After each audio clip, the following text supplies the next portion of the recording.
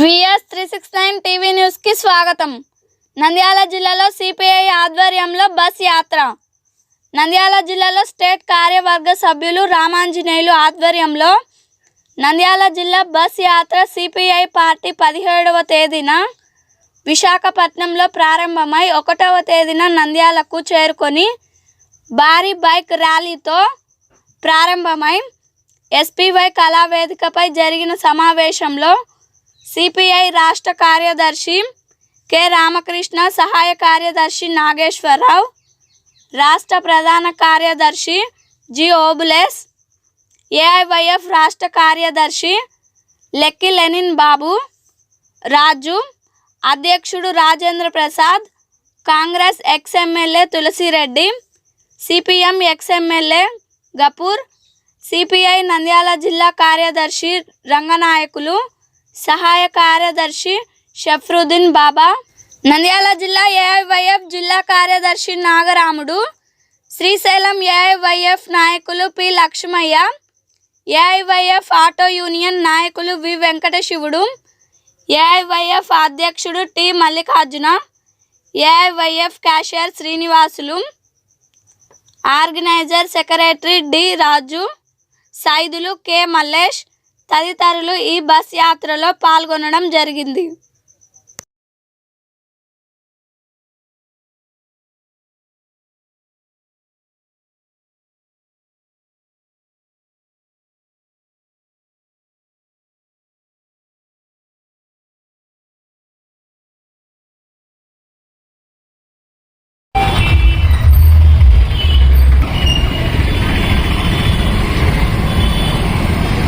ఉంది కదా video run అయిపోయింది. నువ్వు ఏదైనా కూడా ఫోటో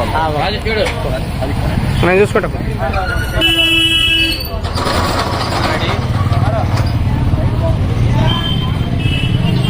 నువ్వు బస్సు నా తినిపిస్తాం. ఇది బాగా వస్తుంది.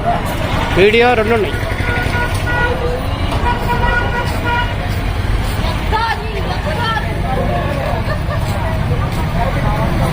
నువ్వు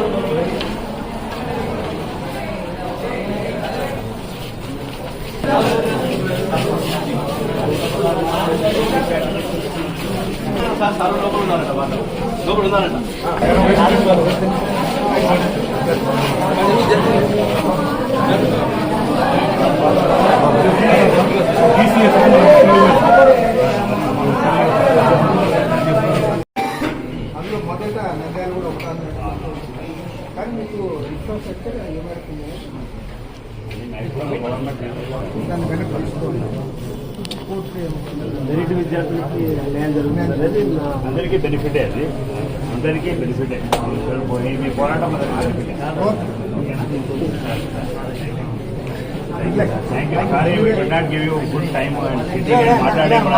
సందర్భము ఆ సమయం ఈరోజు లేకపోవడానికి మేము కూడా చెందుతున్నాం.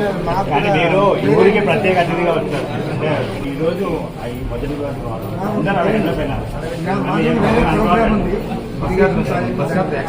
అందులో మేము ఒక్కరిగా కాకుండా ఇతర పొలిటికల్ పార్టీస్ లీడర్స్ వచ్చారు.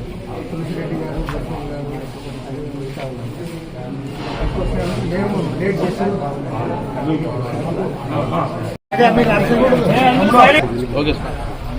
ఇవాళ మా రాష్ట్ర సిపిఐ బస్ జాతా సందర్భంగా ఇక్కడ నంద్యాలలో నేను మా పార్టీ సహాయ కార్యదర్శి ముప్పాల నాగేశ్వరరావు గారితో కలిసి ఇతర విద్యార్థి సంఘ నాయకులతో కూడా కలిసి మెడికల్ కాలేజ్ విజిట్ చేయడం జరిగింది. ఇక్కడ నంద్యాలకు మెడికల్ కాలేజ్ కావాలనే కోరిక ముందు నుంచి కూడా ఒక డిమాండ్గా ఉంది. మరి ప్రజల ఆకాంక్షల మేరకు ఇక్కడ మెడికల్ కాలేజ్ స్టార్ట్ అవుతున్నందుకు మేము కూడా చాలా సంతోషం ఫీల్ అవుతా ఉన్నాం. ఎందుకంటే ఈ జిల్లా ఏర్పడము, అదేవిధంగా మెడికల్ కాలేజీ కూడా ఈ సంవత్సరం ప్రారంభం కావడం చాలా సంతోషము. ఈ సందర్భంగా ప్రభుత్వము దీని ముందు అతి చొరవతో, అంటే ఒక రకంగా చెప్పాలంటే ఇంకా ఇక్కడ బిల్డింగ్లు కూడా పూర్తిగా నిర్మాణం కాకముందుగానే వాళ్ళు ఏర్పాటు చేయడానికి ముందుకు వచ్చారు. సంతోషం. అంటే దురదృష్టం ఏమంటే ఇవాళ రాష్ట్ర వ్యాప్తంగా 17 మెడికల్ కాలేజీలు వస్తాయి. అందులో ఈ సంవత్సరం 5 ప్రారంభం అవుతాయి. ఇప్పటికీ 5 మెడికల్ కళాశాలలో కూడా వాళ్ళు ఏదైతే అడ్మిషన్స్ ఉన్నాయో అడ్మిషన్స్ విషయంలో జీవో నంబర్ 107, జీవో నంబర్ 108 ద్వారా ఈరోజు ఎస్సీ, ఎస్టీ, బీసీ, మైనార్టీ విద్యార్థులు పూర్తిగా అన్యాయం జరుగుతారు. నంబర్ 2, మెరిట్ ఉన్న వాళ్ళకు కూడా అన్యాయం జరుగుతుంది. ఎందుకంటే ఎవరైతే లక్షల రూపాయలు, కోట్ల రూపాయలు ఖర్చు పెట్టగలరో వారికి ప్రభుత్వమే వైద్య విద్యను అందించడం అనేది ప్రయత్నిస్తారు. మరి అక్కడ కోట్ల రూపాయలు ఖర్చు పెట్టే వాళ్ళకి ప్రైవేట్ మెడికల్ కాలేజీలు ఉన్నాయి. ప్రైవేట్ మెడికల్ కాలేజీల్లో వాళ్ళు సీట్లు తెచ్చుకోగలరు. కానీ నువ్వు ఇక్కడ ఏం చేస్తున్నావు, గవర్నమెంట్ కాలేజ్ అంటా ఉన్నావు. రాజ్యాంగం ప్రకారం ఏదైతే దళిత వర్గాలకి, వెనుకబడిన కులాలకి, మైనార్టీలకు రిజర్వేషన్ రావాలో ఆ రిజర్వేషన్ సౌకర్యం కోల్పోతా ఉన్నారు. పైగా ఇక్కడికి వస్తే తెలుస్తూ ఉంది 116 మార్కులు ఇచ్చిన వాళ్ళకేమో డబ్బు బట్టి వాళ్ళు దీంట్లో చేరగలుగుతూ ఉన్నారు. మెరిట్ 500, 540 మార్కులు ఇచ్చిన వాళ్ళకు కూడా వాళ్ళు ఇక్కడ సీట్ వచ్చే పరిస్థితి. కాబట్టి ఏమంటే మేము తీవ్రంగా తప్పుపడతా ఉన్నాం. ఏది ఏమైనా సరే మా బస్సు యాత్ర ప్రోగ్రాం సెప్టెంబర్ 8వ తేదీతో ముగుస్తుంది. ఆ తర్వాత రాష్ట్ర వ్యాప్తంగా ఉన్న విద్యార్థి సంఘాలు, దళిత సంఘాలు, వెనుకబడిన కులాలకు సంబంధించిన సంఘాలు అందరినీ కూడా ఆహ్వానించి, గిరిజన సంఘాలను కూడా ఆహ్వానించి, మైనార్టీలను కూడా ఆహ్వానించి పెద్ద ఎత్తున ప్రభుత్వం పనులు కోరుకుంటాం. ఈ సందర్భంగా ముఖ్యమంత్రి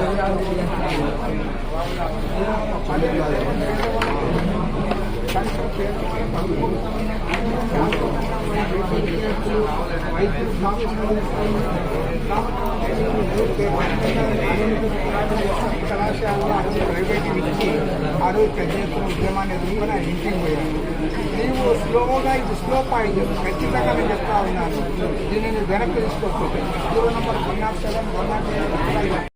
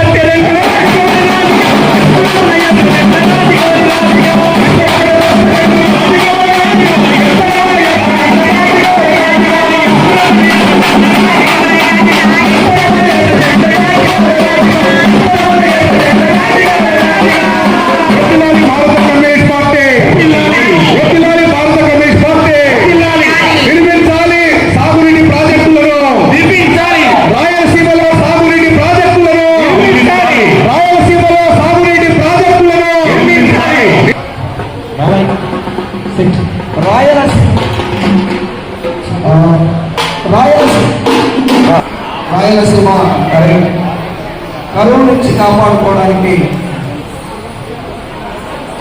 మనం చాలా మంది మన దగ్గరికి వస్తున్నారు, ఓట్లు అడుగుతారు, సీట్లలో గెలుస్తారు. సౌండ్ పెడతారు, సౌండ్ పెడతారు. హలో హలో హలో ఇక్కడ హలో హలో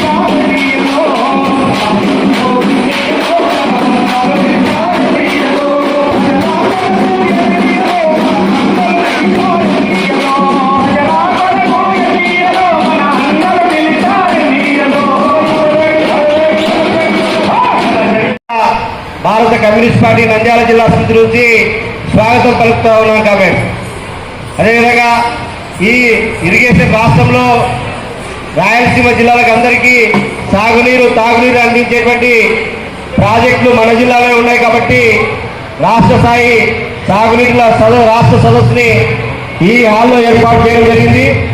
ఈ సభకు అధ్యక్షులుగా భారత కమ్యూనిస్ట్ పార్టీ రాష్ట్ర కార్యవర్గ సభ్యులు రామాంజల్ గారిని అధ్యక్షత వహించవలసిందిగా మీ అందరి తరఫు నుంచి ఆహ్వానిస్తా ఉన్నాం. ముఖ్య అతిథులు అదేవిధంగా మాజీ శాసనసభ్యులు గౌరవనీయులు కె రామకృష్ణ గారిని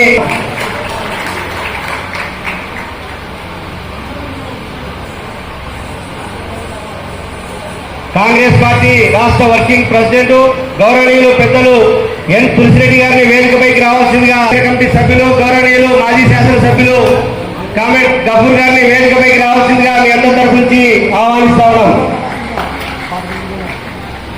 అదేవిధంగా సిపిఐ రాష్ట్ర సహాయ కార్యదర్శి కామెంట్ ముప్పాల నాగేశ్వర రాయలసీమ సాగునీటి సమితి అధ్యక్షులు గౌరవనీయులు బొజ్జా దశరథరామరెడ్డి గారిని వేదికపైకి రావాల్సిందిగా ఆహ్వానిస్తా ఉన్నాం.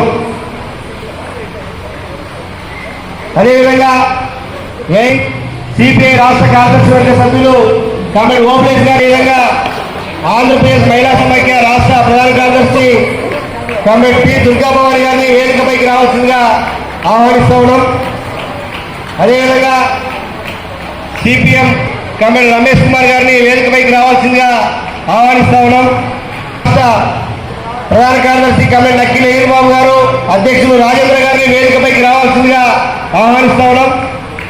రాష్ట్ర అధ్యక్ష కార్యదర్శులు కామెంట్ రాష్ట్ర అధ్యక్ష కార్యదర్శులు కామెంట్ చంద్రనాయక్ పెంచలయ్య గారిని కూడా వేదికపైకి రావాల్సిందిగా కోరుతూ అదేవిధంగా ప్రజానాట్య మండలి కార్యనిర్వాహక అధ్యక్షులు కామెంట్ రామకృష్ణ గారిని వేదికపైకి రావాల్సిందిగా కోరుతా ఉన్నాం. అదేవిధంగా సిపిఐ నంద్యాల జిల్లా సహాయ కార్యదర్శి కామెంట్ బాబా ఫక్రుద్దీన్ గారిని సిపిఐ పట్టణ కార్యదర్శి కామెంట్ ప్రసాద్ గారిని వేదికపైకి రావాల్సిందిగా కోరుతా ఉన్నాం. అదేవిధంగా జిల్లా పార్టీ సిపిఐ కార్యవర్గ సభ్యులు కమిటీ రాధాకృష్ణ గారు, శ్రీనివాసు గారు, రఘురామూర్తి గారు, గౌరవనీయులు విజయలక్ష్మి గారు, కాంగ్రెస్ పార్టీ సేవాదల్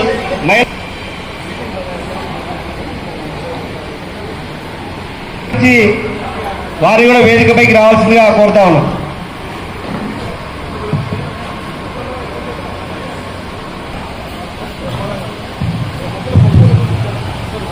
ఈరోజు భారత కమ్యూనిస్ట్ పార్టీ సిపిఐ రాష్ట్ర కార్యదర్శి కావ్య రామకృష్ణ గారి నాయకత్వంలో మరి అక్టోబర్ 10 ఆగస్టు 15వ తారీఖు నుండి విశాఖపట్నంలో ఉన్నటువంటి స్టీల్ ప్లాంట్ దగ్గర నుండి మరి అన్ని జిల్లా ముఖ్యంగా మాది ప్రధానంగా నిర్వహించడం జరుగుతూ ఉంది. మరి ఉమ్మడి ఆనాడు మద్రాసు రాష్ట్రం నుండి వెళ్ళిపోయినటువంటి సందర్భంలో మరి రాయలసీమ ప్రజలు ఆంధ్రప్రదేశ్లో ఆంధ్ర రాష్ట్రంలో కలవాలంటే మరి ఆనాడే అనేక అనుమానాలు నివృత్తి చేస్తూ మరి ప్రధానంగా శ్రీబాబు ఒప్పందం ప్రకారంగా మరి ఆనాడు చేసుకునేటువంటి ఒప్పందాల్లో భాగమే కృష్ణా జలాల ప్రాధాన్యతలు మరి మొట్టమొదటి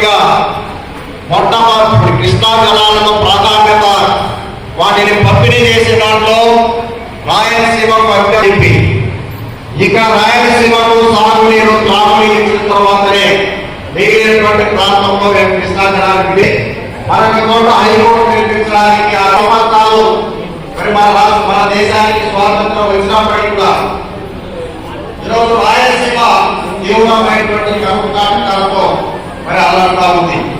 మరి ప్రతినిత్యం కూడా ఈ ప్రాంతం నుంచి ఇతర ప్రాంతాలకి కొండ చేత పట్టుకుని సుదూర ప్రాంతాలకి వలసలు వెళ్ళడం, ఆ రకంగా కరువు అనేది వారి జీవిత కాలంలో వారికి ఒక నిత్యకృత్యంగా మారుతున్నటువంటి పరిస్థితి.